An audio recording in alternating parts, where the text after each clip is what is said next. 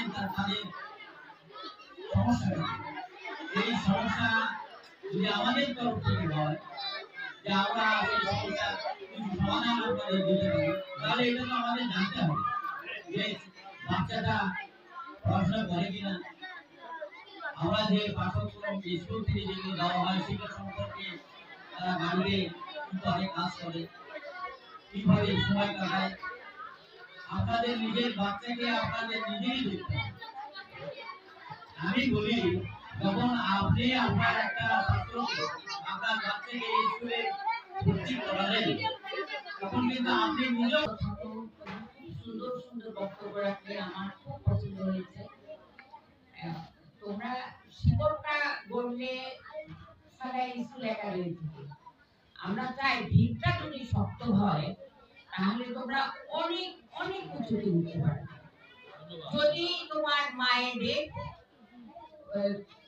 মানে সম্পূর্ণ অবদান থাকে, মা ছাড়া তোমরা চলতে পারবে না, বাবারা কিছু করে না।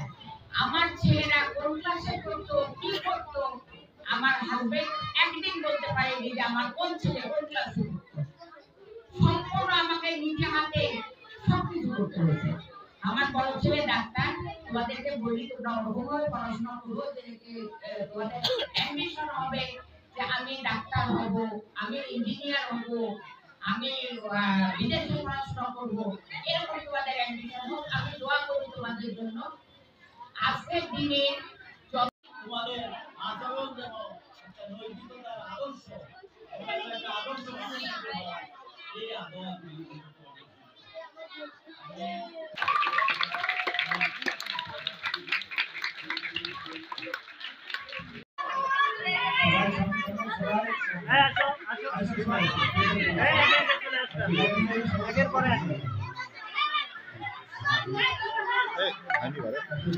ভালো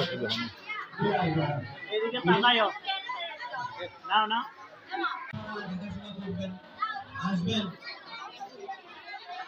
শিক্ষার জন্য আপনাদের অবদান, আপনাদের আমার মনে হয় আপনারা যতদিন বাঁচেন ততদিন শক্তি সামর্থ্য থাকে সহযোগিতা করবেন। আপনারা কারো কাছে কিছু চান না, আমরা তো কারো কাছে কিছু চাই না। আমাদের সহসভাপতি মহোদয় বলে গেছেন যে তোমাদের শিশু একাডেমি থেকে যদি এইসব ক্ষেত্রে বিশেষ ভূমিকা করতে পারি, তাহলে এটা অন্যান্য বিভিন্ন স্কুলে আমি দেখেছি যে স্কুলের পাশে কাগজ দিতে বসে থাকে। এইখানে আপনাদের বসার জায়গা আমরা সঠিকভাবে করে দিতে পারিনি, এই জন্য আমরা দুঃখিত। আপনাদের কষ্ট হয়,